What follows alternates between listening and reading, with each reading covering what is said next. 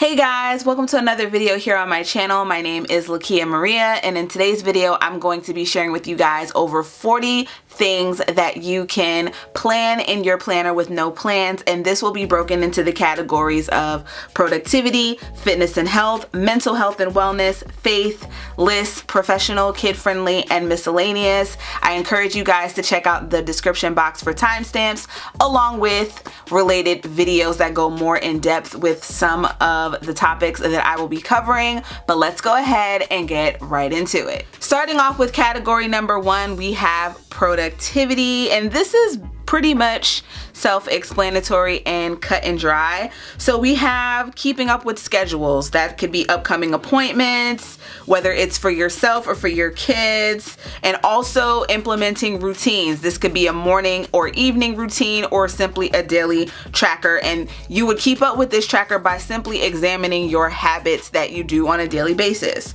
Then there's also finances. Everybody needs to keep up with their bills and their coins. So this could be a monthly bill tracker, a savings tracker, debt tracker, or even a spending log.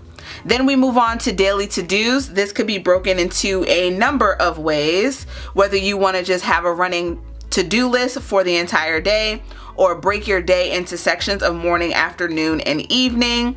And when you break it into sections, you can also do it on an hourly basis or in a time block system. I've talked about time blocking here on the channel. It's something that I found by watching Jordan Page videos. I'll have more information in the description box, but instead of living hour by hour, you're breaking it into chunks of time of 3 to 4 hours and listing everything you need to get done in that chunk of time, marking off what you do get done, and moving on to the next chunk of time. You don't bring anything into the next 3 or 4 hours. It's just get through whatever you can and move on to the next block of time. Then you can break things into key areas. If you don't want to do an hourly type of format, you can break it into areas, whether it's home, work, bills you need to pay. You categorize it into the areas that make the most sense for you. Then we have meal planning, which overlaps with the fitness and health section, but you can analyze the food that is in your house, base your meals off of what you already have, and then create a grocery list based on that. Then we have the typical brain dump, which is a running list of everything that you need to get done. This could be weekly, monthly, bi-weekly, sectioning it off how you have your to-do list, upcoming events. It's no rhyme or reason. It's just about getting it on paper. Then there is the cleaning list, which is my favorite. I've done a variety of cleaning lists in my bullet journals over the years, and one way you can do this is by dividing your chores into sections of the house. So that could be your bedroom, your kitchen, your bathroom, and putting in each of those tasks and then marking them off as you're done. This is also something that you could have as a staple in your planner to refer to as a cleaning routine. You can also implement a tracking system with each color being designated to a specific time that you would be doing it, whether that's daily, weekly, monthly, bi-weekly, on a quarterly basis. Again, it's about making it make sense for you. And you can also include household projects and divide them into the same way, whether you are having your cleaning list and you divide that into section, and then your household projects of things you want to get done in different areas of your house. Next up, we have mental health and wellness. And let's start off with gratitude. When you're writing down your gratitude, what is it that you are thankful for, or something that made you smile? Here is an example of a gratitude tracker that I created, again using stickers, and I just wrote the date and what it was that I was thankful for that particular day. Then there's affirmations. These are positive statements that you are speaking over your life, over your situation. Here's some here. I am statements are a great place to start. So I have I am enough, I am beautiful, I am unstoppable, I am resilient, I am fierce, I am becoming, and I have these in my shop 15 Roses, among other things. It'll be in the description box. Then your daily reflection. While all of these tie together, I did want to break them up because they're more specific. So gratitude is what you're thankful for, where daily reflection you can get a little bit deeper of what was your highlight of the day, what were the highs and lows. So it's about being honest with yourself, and sometimes we often focus on the negative, which is why gratitude and affirmations are so important, but also processing how you're honestly feeling helps to appreciate the good things that are in your life as well. Then there's of course a mood tracker that you could include and color code. Could have happy, anxious, sad, excited, tired. Make your categories make sense for you. And then self-care. What is something you did for yourself? What is a self-care routine that you could implement? Something that you can actually do every single day. It's about creating me time for yourself. Moving on to category number 2, we have the fitness and health section. First up, we have a food log of what it is that you're eating. I know I'm not the only one that has just let all things go when it comes to what I'm eating during this pandemic. So you can keep up with the basics of breakfast, lunch, dinner, and snacks. Then moving on to another meal prep option. In the first option I gave, looking at what is in your house and creating meals around that. You can also look at recipes that you want to try, and you can find this on websites, social media, following your favorite foodies and their recommendations. You can keep a log in your planner. You can take screenshots and then make note of the recipes that you do try and what worked for you and your family, and so on. And when it comes to your meal plans, you can do it on a weekly basis or you can do a monthly meal plan. And for the monthly meal plan, you can just use a basic monthly calendar. And then the meal option number 2 is to create a guide, a theme, so to speak, for the week. So you could have Monday night being spaghetti night, Tuesday Taco Tuesday, Wednesday leftovers, Thursday could be a stir fry, Friday takeout. Each day has a designated theme, which will make it easier to prep and find your recipes.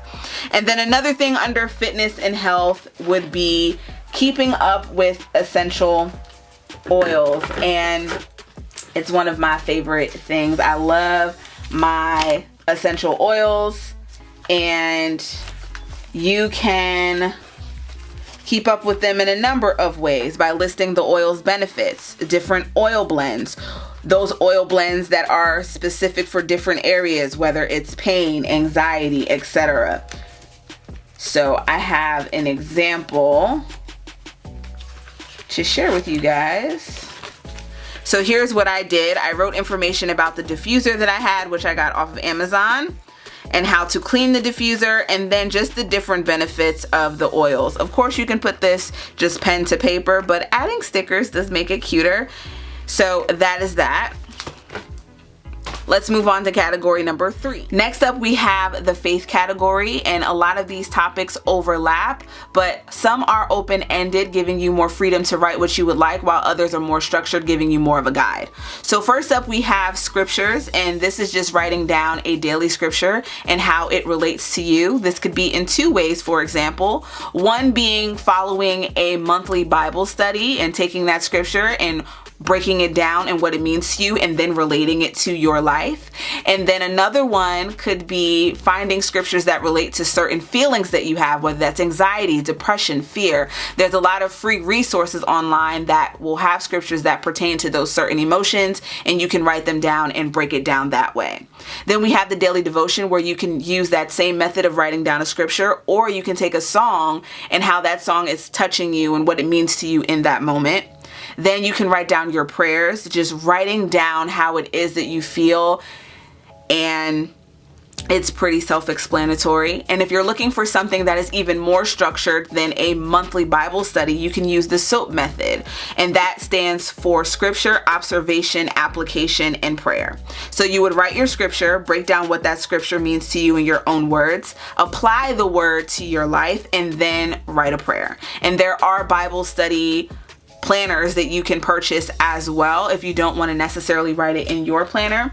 But I do have an example. So here's an example of a monthly Bible study, and then here is an example of the SOAP method that you can put into a horizontal planner. And this will work in vertical as well. If you're reusing a vertical planner, you could put your scripture, observation, application, and prayer. So it'll work in both horizontal and vertical formats. Next up, we have lists, because what is a planner without having lists? So one option would be a social media detox. What is it that you need to unplug from? Your time frame, just creating a routine to have you step away from social media. Another one is something that I discovered when I first got the Happy Planner, and that's a currently list, what you're currently watching, reading, loving, listening to, creating. Then we have the standard wish list. What do you want to buy? And you can divide this into sections of tech, home, fashion, etc. You can add photos, a savings goal for what it is that you really want. And in addition to the wish list, you can add in recent purchases, and then it'll be cool to look back to see if it was worth it or not. Then we have a watch list. This could be Hulu, Netflix, YouTubers that you want to watch, and you can track your shows that way. One of my favorites is Wonderful Planning, and she had this TV show tracker, and what I would do is just print it out, and it came on a sheet, but I cut it up and put it into this 5x7 notebook when I was using a traveler's notebook at the time, and I would highlight the episodes that I loved and then write about for that particular season and then write about it. So that is that example here, is to just create a little grid, or there's printables. I'll have it in the description box. So that is that. Then you can keep up with podcasts or audiobooks that you're listening to. This could be memoirs, true crime, novels, books to read, the book, the author, where to buy. I have a reading list here. This was actually a list of books that I picked up from Dollar Tree, so super simple. Then you can have your virtual book clubs. I know a lot of things are going to be remaining virtual despite things reopening, and it's nothing wrong with a virtual book club. And then we have music. Okay, keeping up with music is one of my favorite things, and I actually have an entire notebook dedicated to it. So I write down my favorite songs and playlists and moods and lyrics that really speak to me, and my favorite songs from albums. I'm just extra like that, but that is an example. So you can write down your current favorite songs, playlists for different moods, whether you're happy, mellow, your meditation playlist, your carpool karaoke playlist, those songs that you just have to put on when you have yourself in the car by yourself. When you're in the car alone and you are belting your heart out. And then you can take these lists and create playlists through the specific streaming service of your choice. Then there's different games. I know at the top of the pandemic, when my friends and I, we had brunch every month, but we couldn't do that because we were in quarantine. So we would have monthly Zoom chats and we would play different games. So you can have a running list of virtual friendly games and then outdoor games that are also social distance friendly as well. Then you can add in hobbies or tips to get started on different projects you may want to start. So this could be crafting, this could be gardening, whatever it is. And then one of my favorite lists, which could also go into the cleaning category in productivity, is a declutter list. This would be what you want to trash, donate, and sell. And I have one of these in my current planner, and you can sell on Facebook Marketplace. Mercari is one that you can sell on as well, especially if you're just trying to get rid of stuff, because Mercari just wants cheaper prices. And if you don't even want to have the hassle of that, you can send clothing items to ThredUp and you'll get an amount for each of the items that you take in. Same thing with like Plato's Closet. They may not take everything, but if you're just looking to get rid of some stuff and you have some nicer clothing, and both Plato's Closet and ThredUp, their websites will tell you the kind of clothing that they do like to take. Moving on to category number 4, we have professional. This includes webinars, and a lot of them are free out there. Networking events, which you could find by searching LinkedIn, as well as looking up professional groups related to your field of work. Projects that you want to get done professionally, social accounts to follow, and once you start following these social accounts, they may have their own webinars. They will connect you to other resources that are out there, and there are a lot of free resources that could be pertaining to your field of work as well. But while social media is a great place to look, verify your sources. It's great to network with other people that are doing the same thing, but of course verify your sources of where you're getting your information. Next up, we have the kid-friendly category, and as a nanny, I feel like I'm well versed in this area. As a nanny and a big sister and an auntie and a godmommy and all the above. So one of the things you can keep up with, of course you have your kids' schedules and whatnot, but experiments and projects that are kid friendly, shows and movies, games both indoor and outdoor, books, and recipes. I love getting kids into the kitchen. It's something that can help the time go by really, really fast, and it'll make the afternoon go by faster. So if you're looking for kid-friendly recipes, go ahead and get on that. It'll just make things so much smoother. And plus they get to try out different things in the kitchen and become more independent. Then last but not least, we have the miscellaneous category, which kind of overlaps with everything else as well. So you can put reviews in your planner. So how I showed you the TV tracker, this whole entire notebook was reviews and things that I was watching. So here's about the Princess Diana documentary. I was gonna write about Wonder Woman, never did it. Demi Lovato had one on YouTube. I kept up with the football schedule and wrote about, what was the football one? A Football Life, an America's Game, one of my favorite football documentaries revolving around the NFL. So your reviews could be on products, it could be on trends, it could be on shows, movies, etc., whatever works for you.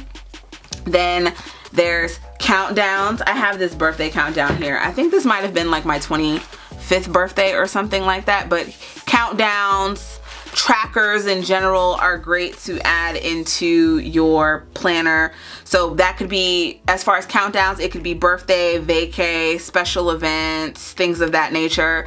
And then also when it comes to trackers, I have one when I was tracking my medication. So you can just, have fun with it. It doesn't have to be that standard boring tracker that you may see.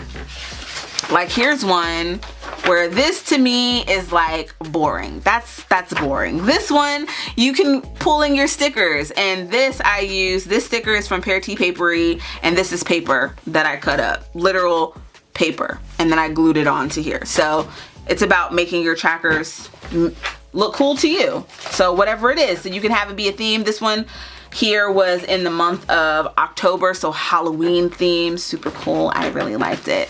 And then you can just have a free write section, and the free write section would be a little bit of this and a little bit of that. I have a whole entire list of what I would add to my free write section, but of course I misplaced things. So your free write can also tie into the mental health wellness category of how it is that you're feeling, what's working and not working in your life, what are you looking forward to, what do you miss, what were the highlights of your quarantine, things like that. So that falls into the miscellaneous category.